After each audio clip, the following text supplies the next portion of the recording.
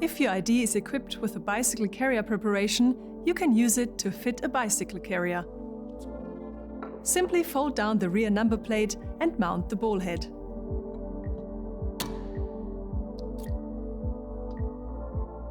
Now you can fit the bicycle carrier.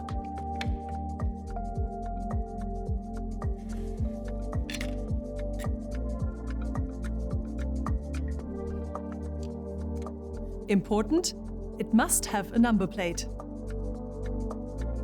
The maximum load for the carrier system is 75 kilograms, including the additional load. So don't use it to pull a trailer or for heavier loads. After you have dismantled the carrier, remove the ball head and let the preparation disappear behind the number plate again.